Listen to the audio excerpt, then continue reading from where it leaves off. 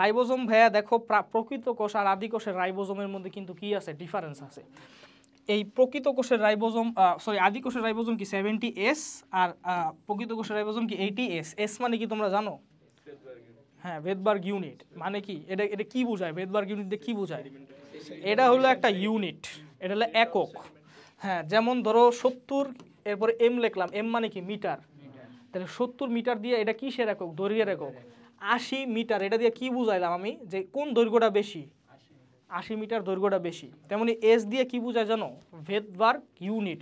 এই ইউনিটটা কিসের ইউনিট, পদক্ষেপণের হারের ইউনিট, মানে সেডিমেন্টেশনের রেটের ইউনিট। সেডিমেন্টেশন রেট মানে কি ভাই, কত তাড়াতাড়ি সে নিচে পড়তেছে। তো কারো এইটা যদি দেখো 70M আর 80M এর সাথে মিলাও, দেখো কারো যদি হয় 70 ভেদবার্গ ইউনিট বা কারো সেডিমেন্টেশন রেট এর একক, এটা হলো ধরো 70 সেকেন্ড মানে কি বলো তো, 70 সেকেন্ড। 80 সেকেন্ড মানে কি সময়ের একক, তাহলে সময় এটা বেশি এটা কম। তেমনি আমি যদি বলি যে 70S, এটার সেডিমেন্টেশন রেট হলো 70S বা 70 ভেদবার্গ ইউনিট। এটা দিয়ে আমি কি বুঝাই জানো, এটা দিয়ে আমি বুঝাই যে 80S, এটা দিয়ে কি বুঝাই, যে কার ভেদবার্গ মানে কে তাড়াতাড়ি সেডিমেন্ট হয়, এগুলো হলো বোঝাই। যার এককটা বেশি থাকবো সে তাড়াতাড়ি কি হইব, সেডিমেন্ট হইব। কথা বুঝতে পারছো, সে তাড়াতাড়ি নিচে পড়বো, তার আকার কি হবে, ভারী হবে। কথা বুঝতে পারছো। সো 80S দিয়ে কি বোঝায়, এস মানে কি ভেদবার্গ ইউনিট, এটা কার একক, সেডিমেন্টেশন রেটের একক। তো 80S 90S যদি লিখি তাহলে কি এটা আরও বেশি তাড়াতাড়ি কি হবে, সেডিমেন্ট হবে। কথা বুঝতে পারছো। যদি বলি 60S তাহলে কি এটা 70S এর থেকে আস্তে আস্তে সেডিমেন্ট হবে। কথা বুঝতে পারছো। আচ্ছা, তো এটা হলো ইউনিট। আচ্ছা, এখন কথা হলো প্রাণী কোষের যে রাইবোজোমটা ওটা একটু ভারী থাকে, ওটা কি তাড়াতাড়ি সেডিমেন্ট হয়। আর আদি কোষের রাইবোজোমটা কি একটু দ্রুত সেডিমেন্ট হয়। এই কারণে এটার বলে 70S, এটা কি 80S। তার মানে স্ট্রাকচারাল কি আছে, ডিফারেন্স আছে। আর এই স্ট্রাকচারাল ডিফারেন্সটারে ইউজ করে আমরা কি করতে পারি, অনেক কিছু করতে পারি। মানুষ অনেক কিছু করছে স্ট্রাকচারাল ডিফারেন্সটা ইউজ করে, অ্যান্টিবায়োটিক তৈরি করছে। দেখো অ্যান্টিবায়োটিক এই যে টেট্রাসাইক্লিন বা স্ট্রেপ্টোমাইসিন, এই অ্যান্টিবায়োটিকগুলা 70S রাইবোজোমের উপরে কাজ করে। 70S রাইবোজোমরে ব্লক করে দিলে কোনো প্রোটিন সিনথেসিস হবে ব্যাকটেরিয়ার বডিতে। ব্যাকটেরিয়ার বডিতে যদি প্রোটিন সিনথেসিস না হয় না, ব্যাকটেরিয়া কী হইব, মরে যাব। কথা বুঝতে পারছো। তাহলে অ্যান্টিবায়োটিকগুলো কোন জায়গায় কাজ করে, 70S রাইবোজোমের উপরে কাজ করে, 80S এর উপরে কাজ করে না।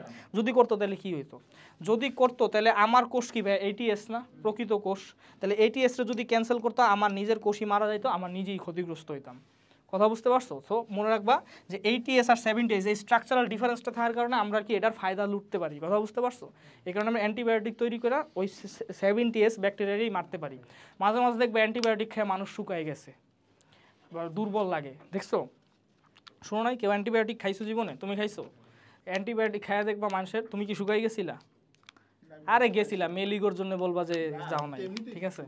হ্যাঁ, তো যাই হোক অ্যান্টিবায়োটিক খাইলে দেখবা মানুষ হয়ে যায়, উইক হয়ে যায়। কেন উইক হয়ে যায় বলো?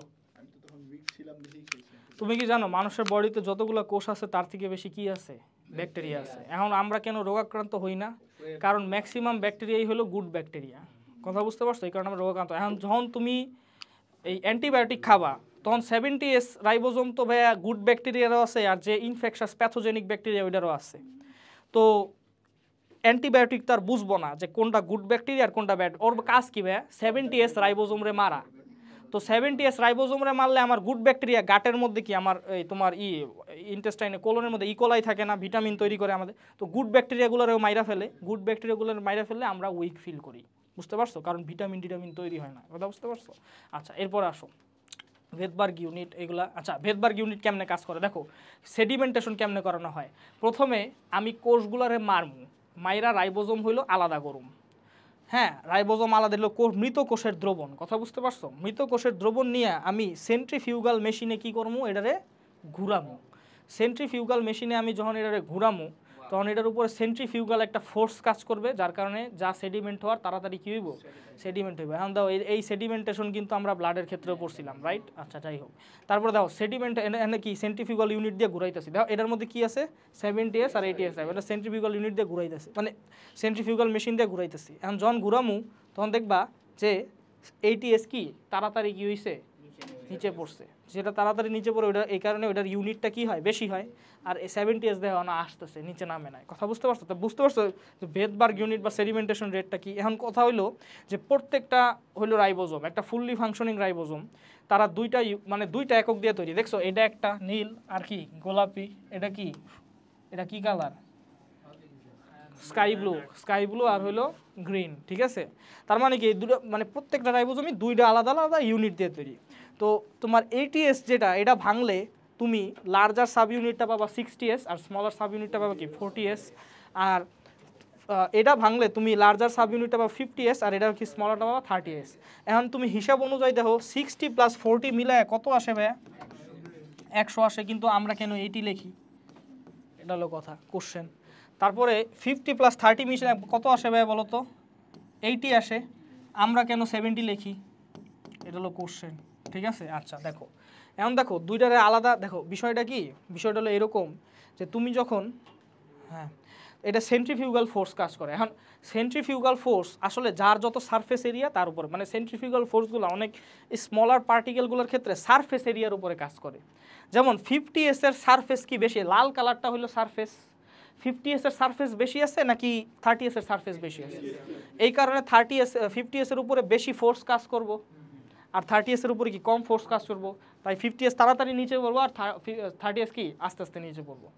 এখন এই 50s আর 30s মিলে যখন তুমি বানাবা, দেখো কিছু পরিমাণ আউট হয়ে গেল না, বুঝতে পারছো, কিছু পরিমাণ কি সারফেস আউট হয়ে গেল না। এইবারের সারফেসটা কি এইটুকু, কিন্তু দেখো মাঝখানের যে সারফেসটা ছিল, অর্থাৎ এইটার ক্ষেত্রে এতটুকু আর এইটার ক্ষেত্রে এতটুকু, এই সারফেসটুকু দেখবা কি হয়ে গেছে, দেখছো মিশে গেছে, আউট হয়ে গেছে।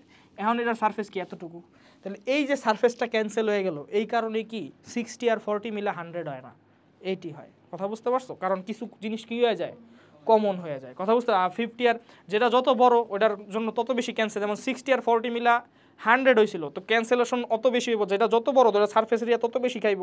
তাহলে 60 আর 40 মিলে কি 100 হয়েছিল, তাহলে 20 কমছে, দেখছো। আর হয় নাকি 50 আর 30 মিলে কি হয়েছিল, 80 হয়েছিল, ওটার মাত্র 10 কমছে, কারণ ছোটোগুলো হলো ছোটো সারফেস এরিয়া খায়। কথা বুঝতে পারছো।